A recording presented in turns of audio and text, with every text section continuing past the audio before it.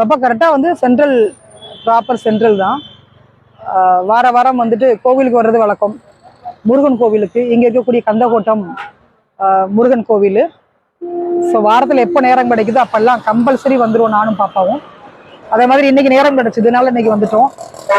இந்த கோவில் அப்படின்றது வந்துட்டு எனக்கு விடாரண்யம் அப்படின்ற ஒரு அப்பா, அவங்க மித்ரா டைம்ஸ் ஒரு பத்திரிகையில ஆசிரியராக இருந்தாங்க. நான் அப்போ ரிப்போர்ட்டராக அங்கே ஒர்க் பண்ணிட்டு இருந்தேன்.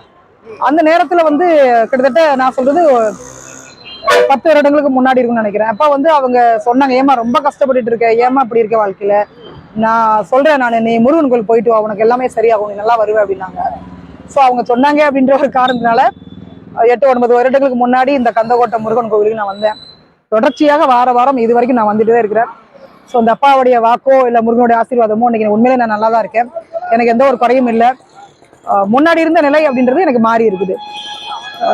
என்னோட உழைப்பு அது தவிர வந்து முருகனுடைய ஆசீர்வாதம், அந்த அப்பாவோட ஆசீர்வாதம், பெரியவங்களோட ஆசீர்வாதம் என்னோட வாழ்க்கை ரொம்ப நல்லாவே இருக்கு. நான் பண்ணக்கூடிய அந்த புண்ணியங்கள் அதெல்லாமே வந்து எனக்கு சேர்ந்துட்டு இருக்குன்றதை நான் கண்கூடா பார்த்துட்டு இருக்கேன். சரி, வர்ற வழியில பயங்கரமான டிராஃபிக்ங்க.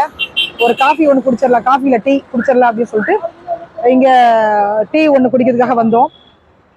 பாப்பா வந்து காஃபி டீலாம் குடிக்க மாட்டாங்க. நான் மட்டும் காஃபி டீக்கு பைத்தியம், ரொம்ப ரொம்ப அடிட்டு. நம்ம சொல்கிறோம்ல, மது குடிக்கிறவங்கள ஏன் இந்த மாதிரி குடிக்க வந்து நீங்கள் அடிமையாயிட்டீங்க அப்படின்னு கேட்குறோம்ல. ஆனால் மனசாட்சி தொட்டு சொல்லுங்க, நீங்கள் காஃபி டீக்கு எத்தனை பேர் அடிமையாக இருக்காங்க தெரியுமா? இதை விடவே முடியாது நம்மளால. அது மாதிரி தான் ஆண்கள் கூட அந்த மதுவுக்கு அடிமையாயிடுறாங்க. பட் நம்ம திட்டுறோம், கோவிச்சுக்கிறோம், உண்மைதான். அது குடும்பமே வந்து சீரழிஞ்சு போகுது.